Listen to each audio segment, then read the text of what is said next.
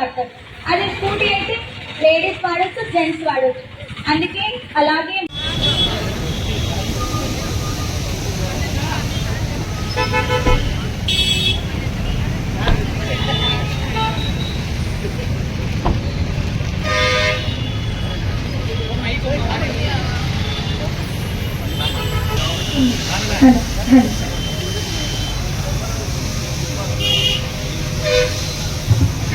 Okay fine, thank you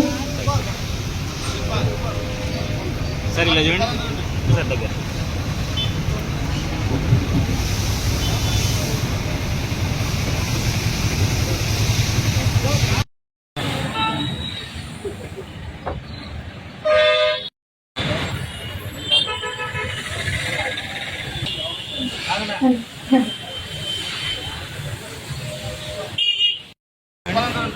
దగ్గర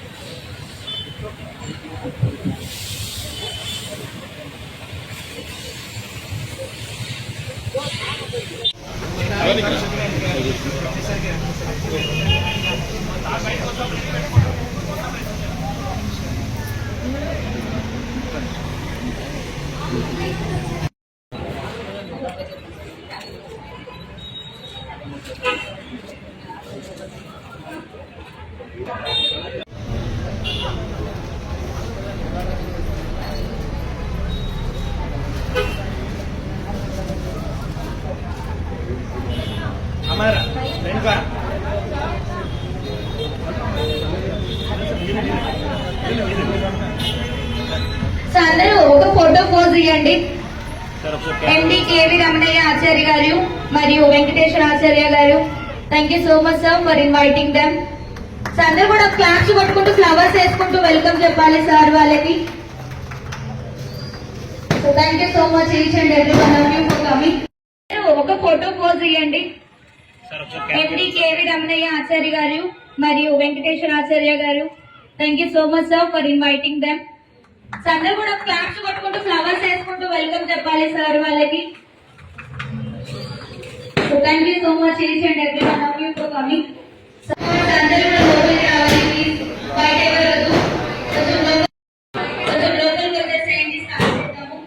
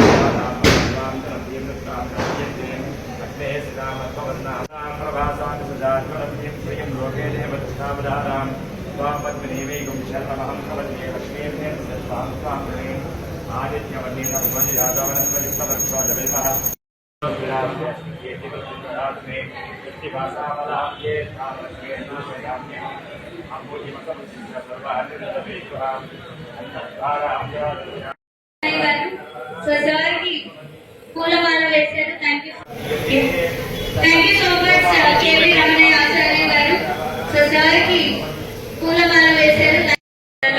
ఇవాళ మన ఈవెంట్ సక్సెస్ కావాలంటే జ్యోతి ప్రజ్వలతో మనం ఈవెంట్ స్టార్ట్ చేసుకుందాం. సో అందరూ కూడా ఒకసారి అందరు గట్టిగా క్లాప్స్ కొట్టుకుంటూ ఇన్వైట్ చేద్దాం. జ్యోతి ప్రజ్వలలో పార్టిసిపేట్ చేద్దాం.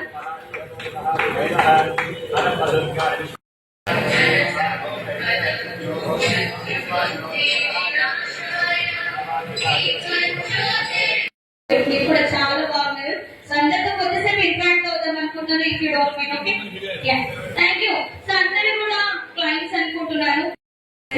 సో మీ అందరికీ తెలుసు సుజుకిలో మనకు ఒక 3 మోడల్స్ ఉన్నాయి. యాక్సెస్ ఉంది, ఇంకేమో విత్ న్యూ ఫీచర్స్ తో లాంచ్ అవబోతుంది. సో అందరూ కూడా గట్టిగా క్లాప్స్ కొట్టాలి. రిబన్ కటింగ్ తో లాంచ్ చేస్తున్నారు సార్ గారు, శివప్రసాద్ గారు and Shiva. We are going to launch the Barman. 3, 2, 1. Let's open it. Wow, super. That's amazing. Nice color. చాలా మంచి కంఫర్టబుల్ గా ఉంది. క్లాప్స్ కొట్టుకుంటూ వెల్కమ్ చెప్పేదా. ఈ access 3, 2, 1. Let's open it. What amazing color. Super. Nice. Thank you so much guys. Photo pose ఇవ్వాలి. Sir ఇలా చూడండి sir. గట్టిగా క్లాప్స్ కొట్టాలి. Come on everybody. మన ఫ్యామిలీలోకి ఒక మెంబర్ యాడ్ అవుతే ఎంతో సంతోషపడతాం. సో అలాంటిది సార్ ఒకసారి ఇలా చూడండి సార్. సార్ చాలా బాగుంది సార్. స్కూటీ వికెట్ ఇంకా బాగుంది.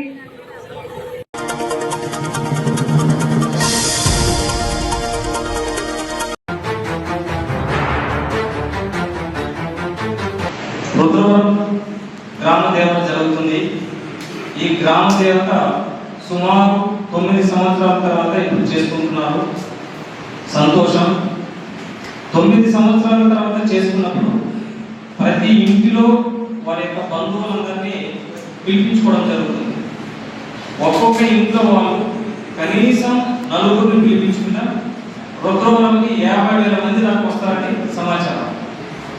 ఈ 50,000 మంది వచ్చినప్పుడు కార్లలో వస్తారు, 2 వీలర్లో వస్తారు, బస్సులో వస్తారు. కాబట్టి ఫస్ట్ ట్రాఫిక్ రూట్ డైవర్షన్ ఏర్పాటు చేసుకోవాలి. అందుకోసమే ఇప్పుడు గత వారం రోజులుగా రుద్రవరంకి సరౌండింగ్ మనకి సిరివెల్ల నుంచి వస్తారు, నర్సాపురం నుంచి వస్తారు, అట్లా వెంకటేశ్వరం అంటే బోనంపల్లి ఈ రూట్ కూడా వస్తారు. ఈ రూట్ కూడా వచ్చే ప్రతి వెహికల్స్ ఏవి కూడా రుద్రవరంలోకి ఎంటర్ కాకూడదు. కాబట్టి అన్ని చోట్ల పార్కింగ్ ఏర్పాటు చేయడం జరిగింది. నెంబర్ 2, ఏవి లేని వాళ్ళు ఆర్టీసీ బస్సులో వస్తారు. అందుకోసం ఆర్టీసీ డిపార్ట్మెంట్ కూడా పిలిపించడం జరిగింది. ఆర్టీసీ వాళ్ళు కూడా తీసుకొస్తారు. ఆర్టీసీ బస్సులు అయితే సిరివెల్ల నుంచి వచ్చేటప్పుడు పెట్రోల్ బంక్ దాకా వస్తుంది. ఇటు సైడ్ అయితే ఎంఆర్ఓ ఆఫీస్ దాకా బస్సెస్ అలౌ చేస్తాం. కాబట్టి ఆర్టీసీ వాళ్ళు మీ స్టాఫ్ ఇక్కడ స్టాఫ్ ఉండాలి, అదేవిధంగా పెట్రోల్ బంక్ దగ్గర మీ స్టాఫ్ ఉండాలి, పోలీసులు ఉండాలి. ఎందుకు చెప్తున్నామంటే ప్రతి దానికి పోలీసే, సక్సెస్ అయినా పోలీసే, ఫెయిల్యూర్ అయినా పోలీసే అంటారు. కాబట్టి అందువల్ల ఆల్ డిపార్ట్మెంట్స్ తీసుకోవడం జరిగింది.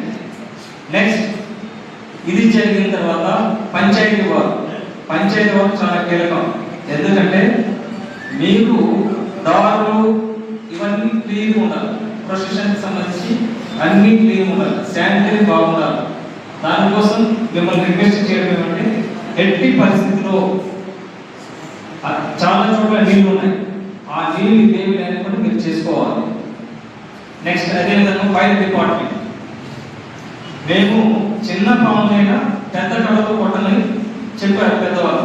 అందుకోసమే ఇవన్నీ పెట్టడం. అన్ని పనులు ఒకటే చేయలేడు, ఎవరి పని వాడు చేసుకోవాలా, వాళ్ళతో చేయించాలి. పంచాయతీ వాళ్ళ ఉద్యోగం వాళ్ళు చేయాలి, రెవెన్యూ వాళ్ళ ఉద్యోగం రెవెన్యూ చేయాలి, పోలీసు వాళ్ళ ఉద్యోగం పోలీస్ చేయాలి, మెడికల్ డిపార్ట్మెంట్ ఉద్యోగం మెడికల్ చేయాలి, ఫైర్ సర్వీస్ చేయాలి, ఆర్టీసీ వాళ్ళు ఆర్టీసీ చేయాలి, ఎలక్ట్రికల్ డిపార్ట్మెంట్ ఉద్యోగం ఎలక్ట్రికల్ డిపార్ట్మెంట్ చేయాలి. పెద్ద మనుషులు వాళ్ళ బాధ్యతలు వాళ్ళు చేసుకోవాలి. అట్లా అందరూ కలిసి చేసుకున్నప్పుడే ఒక ప్రోగ్రామ్ గ్రాండ్ సక్సెస్ అవుతుంది. కరెంట్ పోకుండా ఉండడం కోసం ఎలక్ట్రికల్ డిపార్ట్మెంట్ వాళ్ళకి ముందస్తుగానే సమాచారం ఇచ్చినాం, అవన్నీ మీరే చూసుకోవాలి. మెడికల్ డిపార్ట్మెంట్కి ఇంతమంది వచ్చిన తర్వాత మేడం మాకు రిక్వెస్ట్ మేడం, చాలా మంది వస్తారు, ముసలి ఉంటారు, కాబట్టి ఎవరికైనా హార్ట్ స్ట్రోక్ వచ్చే అవకాశాలు ఉంటాయి. హార్ట్ స్ట్రోక్ వచ్చేటప్పుడు మనకి గవర్నమెంట్ చేత ఇప్పుడు ఇంజెక్షన్స్ ఉన్నాయి, 25,000 40,000 ఇంజెక్షన్స్ ఉన్నాయి. ఆ ఇంజెక్షన్స్ మనం అవైలబుల్గా పెట్టుకుని ఉంటే ఇన్ కేస్ ఎవరికైనా హార్ట్ స్ట్రోక్ వస్తే మనం ఇమీడియట్లీ ఇంజెక్షన్ వేస్తే బతుకుతారు. ఎందుకంటే నేను ఆత్మకూరు ఇస్తమా చేశాను, 3 లక్షల పైన ఉంచారు, నేను అప్పుడు కూడా మెడికల్ డిపార్ట్మెంట్లోనే మాకు ₹1 అవసరం లేదు, గవర్నమెంట్ అప్పుడు 2 కోట్లు కేటాయించింది. మాకు మెడికల్ డిపార్ట్మెంట్ మాకు ఏం అవసరం లేదు, మాకు ₹1 అవసరం లేదంటే నేను అప్పుడు ఆర్టీఓ గారితో కొట్టాను. సార్ మా రిక్వెస్ట్, సాయిబులు ఎంతమంది వస్తారు, వాళ్ళు బాగా రోజు నాన్ వెజ్ తింటారు, ముస్లింలు ఎక్కువ వస్తారు, వాళ్ళకి స్ట్రోక్ వచ్చే అవకాశాలు ఉంటాయి. మా ఆత్మకూరు టౌన్ సీఏగా మెడికల్ డిపార్ట్మెంట్కి 2 లక్షలు కేటాయించండి రిక్వెస్ట్ చేశాను. అప్పుడు 2 లక్షలకు సంబంధించి ఈ హార్ట్ స్ట్రోక్ ఇచ్చారు. 3 హార్ట్ స్ట్రోక్ వచ్చినాయి, 3 బతికినారు. 10వ సంవత్సరంలో జరిగింది. మళ్ళీ దాదాపు 9 సంవత్సరాల తర్వాత మళ్ళీ ఈ సంవత్సరం చేస్తున్నాం. ఓకే, ఈ పండగలు, దేవతలు, జాతరలు ఊళ్ళో అందరూ సుఖ సంతోషాలతో వాళ్ళ బంధుమిత్రులతో సంతోషంగా జరుపుకోవాలనేసి, సంతోషంగా గడపాలనేసి మనము జరుపుకుంటాం. అయితే వీటికి సంబంధించి పీస్ కమిటీ ఉద్దేశం ఏమంటే ఎలాంటి అవాంఛనీయ సంఘటనలు జరగకుండా తగిన జాగ్రత్తలు తీసుకోవడానికి సంబంధిత పెద్దలు, వివిధ డిపార్ట్మెంట్స్ వాళ్ళు, హెడ్స్ అందరినీ ఇక్కడికి పిలవడం జరిగింది. దీనికి సంబంధించిన ఎవరెవరు ఎలాంటి జాగ్రత్తలు తీసుకోవాలి, వాళ్ళ బాధ్యతలు ఏంటి, ఇవన్నీ స్పష్టంగా ఈ మీటింగ్లో తెలియజేయడం జరుగుతుంది. మొదట మహిళలకు అందరికీ నా యొక్క నమస్కారం.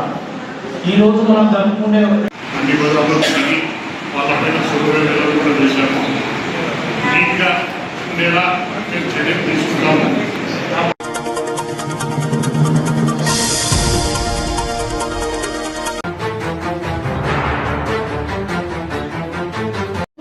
ఏదన్నా అఘాయిత్యం జరుగుతుంది అంటే పోలీస్ స్టేషన్కి వెళ్ళి కంప్లైంట్ ఇచ్చేలోపు అక్కడ అన్ని జరిగిపోయి ఉంటాయి.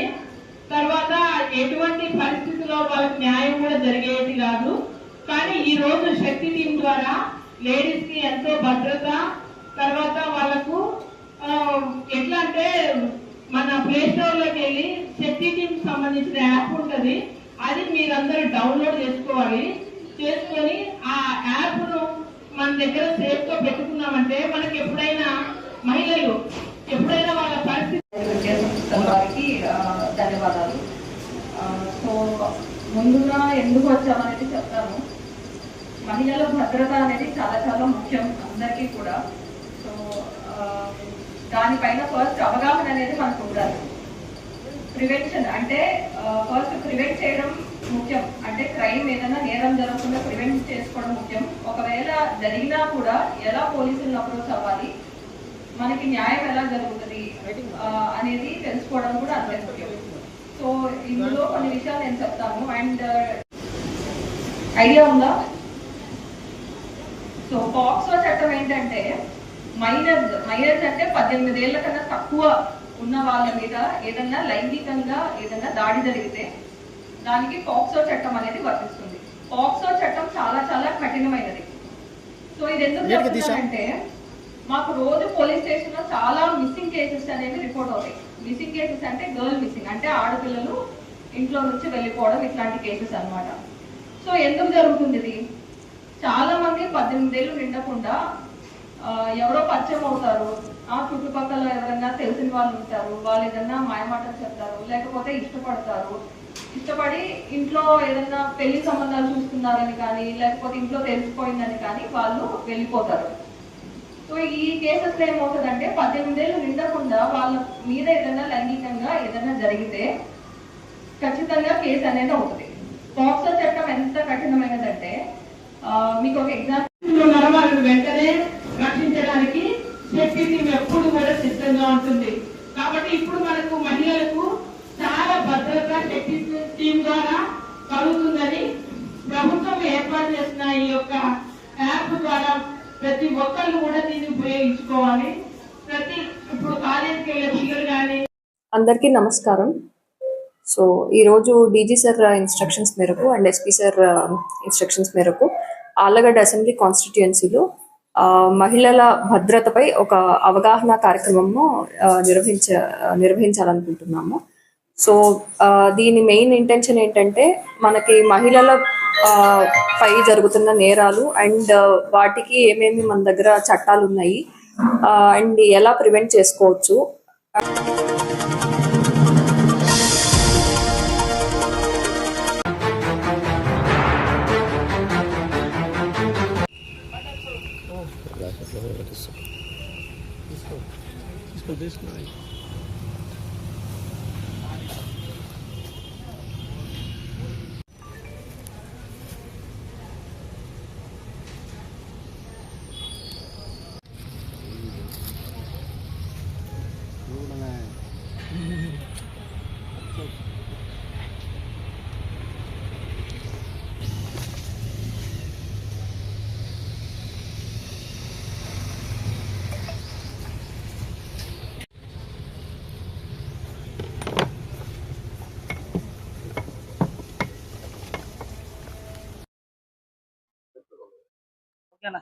రెండు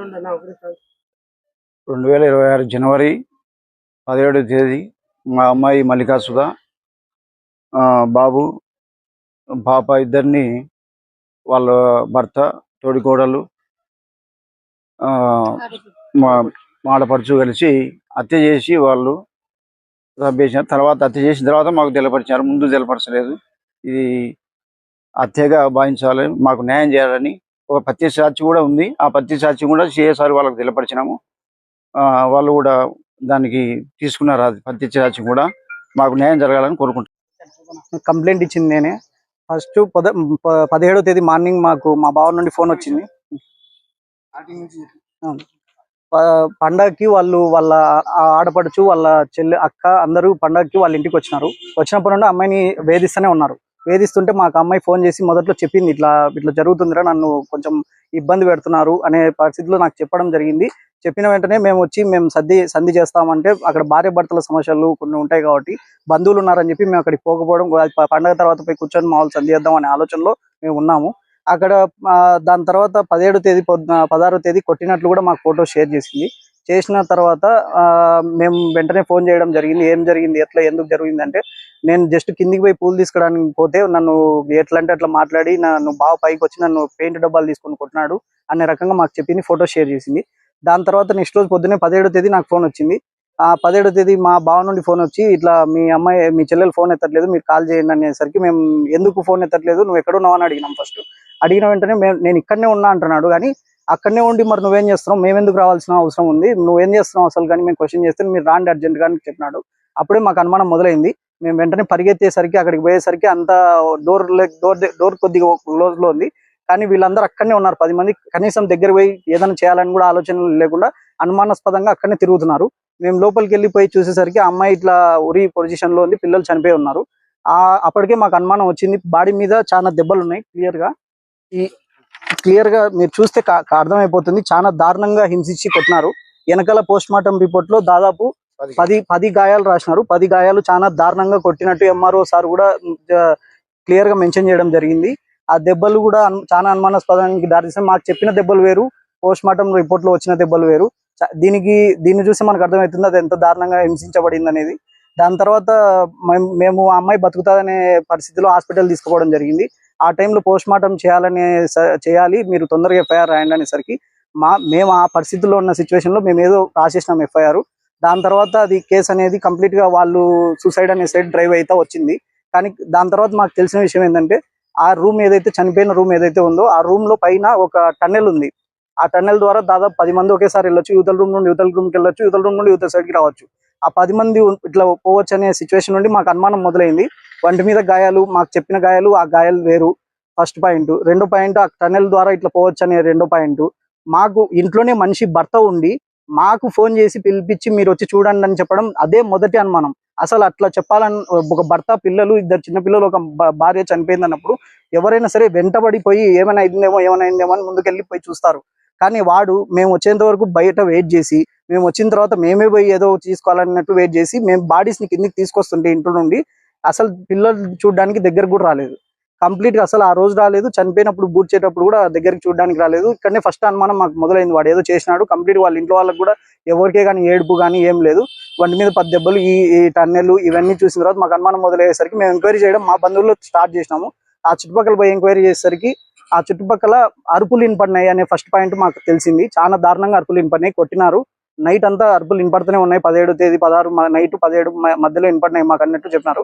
మా బంధువుల్లోకి వెళ్ళి చూసినప్పుడు మాకు ఒక ప్రత్యక్ష సాక్షి దొరికింది. ఇదే పెద్ద గేమ్ చేంజర్ మూమెంట్. ఆ ప్రత్యక్ష సాక్షి వచ్చి పోలీస్ స్టేషన్ లో వాంగ్మూలం ఇచ్చేసింది. కంప్లీట్ గా అమ్మాయిని ఇట్లా చాలా చిత్రహింసలు పెట్టినారు. అది మందు అది తాగడం అదంతా చేయడం జరిగింది. దాని తర్వాత అమ్మాయి చనిపోయింది అనే వాంగ్మూలం ఇవ్వడం ద్వారా అది కంప్లీట్ గా సూసైడ్ నుండి మర్డర్ అనే కోణంలో ఇప్పుడు కేసు దర్యాప్తు చేస్తామని సిఐ గారు మాకు హామీ ఇచ్చినారు. డిఎస్పీ మేడం దగ్గర కూడా వెళ్ళి కలవడం జరిగింది.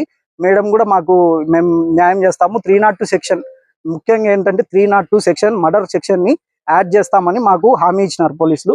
ఇప్పుడు కూడా ఎగ్జామిన్ చేస్తామని సిఐ గారు ఫోన్ చేసినారు. మేము ఆ సాక్షిని మేము తీసుకెళ్లి అక్కడ చేసి దాని తర్వాత 302 సెక్షన్ 302 మర్డర్ కేసు సైడ్ ఇది మూవ్ అవుతుందని మాకు హామీ ఇచ్చాను.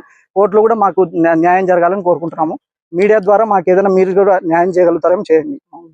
మామూలుగా ఎవరో బయట సాధారణంగా చనిపోతే చాలా పెద్ద వైరల్ అవుతుంది. అమ్మాయి చాలా దారుణంగా దెబ్బలతో చనిపోయింది. చిన్నపిల్లలు ఆ మందు తాగడం అనేది చాలా అనుమానాస్పదం. అంత చిన్నపిల్లలు మందు ఎట్లా తాగుతారు? మామూలుగా మనం ఏదో చాక్లెట్ ఒక టేస్ట్ బాగాలేకపోతే తినరు. మందు ఎట్లా తాగలిగినారు చిన్నపిల్లలు? చాలా బలవంతంగా వాళ్ళని ఫోర్స్ చేసి తాగించినారు.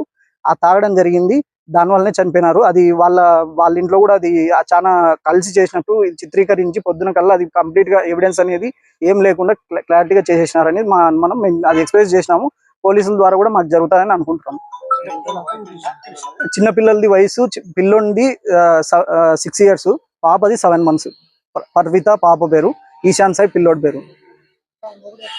భర్త ఫర్టిలైజర్ షాప్ ముత్యాలపాటలో ఫర్టిలైజర్ షాప్ చేస్తాడు. మమ్మల్ని ఇప్పుడు విచిత్రకరమైన విషయం ఏంటంటే ఇంత జరిగిన పరిస్థితుల్లో కూడా ధైర్యంగా మీ కేసు నిలబడదు, మాకు ఇంత పెద్ద సర్కిల్ ఉంది, మమ్మల్ని నువ్వేం చేసుకోలేవు, మీ కేసు నిలబడదని మాకు వాట్సాప్ లో మాకు స్టేట్మెంట్స్ పంపిస్తున్నాడు.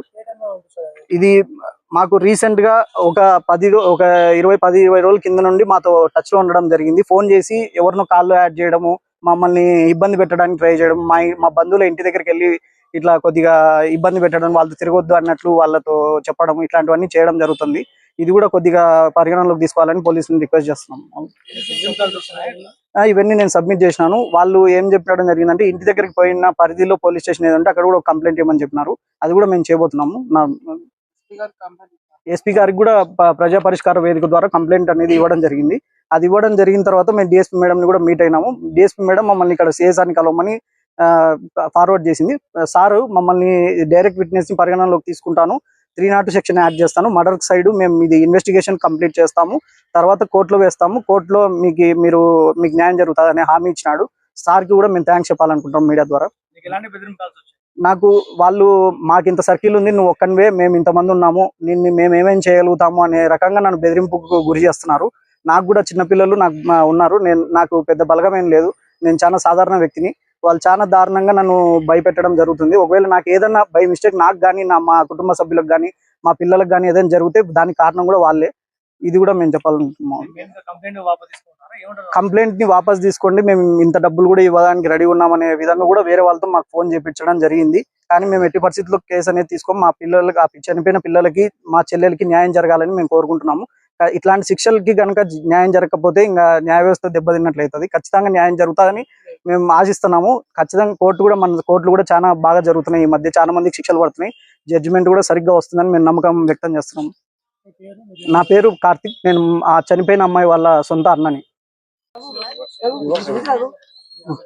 2025 సంవత్సరంలో కూడా కంటిన్యూస్ గా హారాస్మెంట్ అనేది జరుగుతూనే ఉంది. ఆ అమ్మాయిని బెల్ట్ తో కొట్టినాడని చెప్పి ఆ అమ్మాయి నాకు మెసేజ్ ఫార్వర్డ్ చేసింది. 2025 April 6 మెసేజ్ కూడా కొట్టినట్లు ఫార్వర్డ్ చేసిన మేము పోయి సంధి చేసినాము. దాని తర్వాత కూడా ఇట్లా కంటిన్యూస్ హరాస్మెంట్ అనేది జరుగుతూ వస్తుంది. అదే రిపీటెడ్ గా జరిగి లాస్ట్ కి ఇప్పుడు చంపేయడం జరిగింది.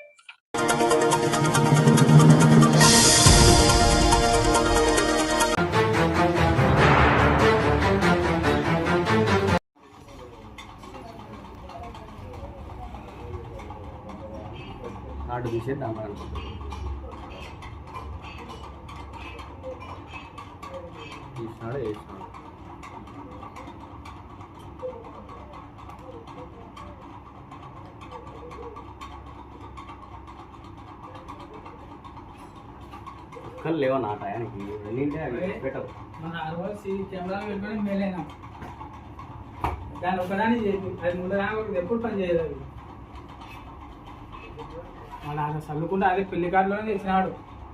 కార్డు తీసేసిన కొన్నా కాల్ చేసి మళ్ళీ కూడా రిటర్న్ వస్తాడు చూడ, పోయినాడు కదా మళ్ళీ రిటర్న్ వస్తాడు.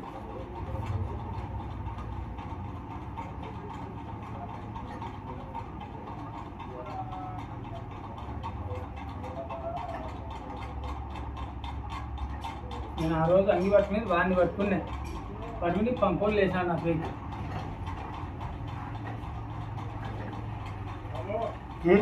तुम्हें कल मैं सिर्फ नहीं तो तुम्हें सब में सिर्फ नहीं तो मेरे सिर्फ में बड़ा कारण लो मैं बाहर खाता नहीं क्या तुम्हारा से आएंगे अंदर को अंदर खाता क्या कि तुम्हारा से मैं बाहर खाता नहीं. चलो शाम को 7:30 बजे देखो 7:30 तो प्रोग्राम 8 को तुम्हें व्यवस्था चलाओ.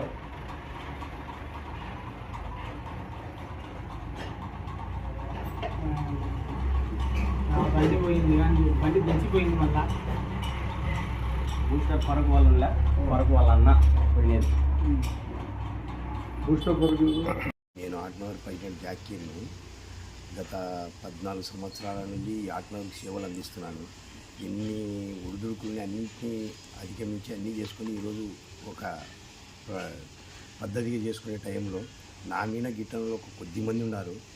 వారికి నేను ఏ విధంగా కూడా బెండ్ కావడం లేదని నా మీద చుష్టపుద్దలు చేయడం మొదలుపెట్టినారు. ఎన్నో జరిగినాయి. చాలాసార్లు నా అంగట్లో చాలా రక్తాలు గిత్తాలు దండిగా నిమ్మకాయలు కూడా పడుతుంటే ఏదని కేర్లెస్ చేస్తూ పోతుంది. వీళ్ళ ఏదో జరుగుతుందని నేను కెమెరాలు తీస్తే కర్ములా అనేవాడు బాడీ బిల్డరు వాడు వచ్చి నా దాంట్లో యాన దుస్తులు తీసుకొచ్చి ఏంటంటో చల్లిపోయినాడు. నేను దీన్ని పోలీస్ వారికి చెప్పాను. వాళ్ళు కూడా బాగా ఎంక్వైరీ చేస్తున్నారు. చేసి నాకు న్యాయం చేయాలని, నన్ను చంపాలని కూడా వీళ్ళు ఏదో శుద్ర పూజలు చేస్తారని నాకు అనుమానం వస్తుంది. ఏది చేయడానికి కూడా మాకు కూడా ఏం అనుసరించడం లేదు. నేను దీని మీద డిపార్ట్మెంట్ వారు కూడా కఠినమైన చర్య తీసుకుని నాకు న్యాయం చేయాలా. దీని వెనుక ఏం జరుగుతుంది, దీని వెనుక ఎవరెవరు ఉన్నారు, వీళ్ళ బయటికి తీయాలని నేను డిపార్ట్మెంట్ వారిని కోరుతున్నాను.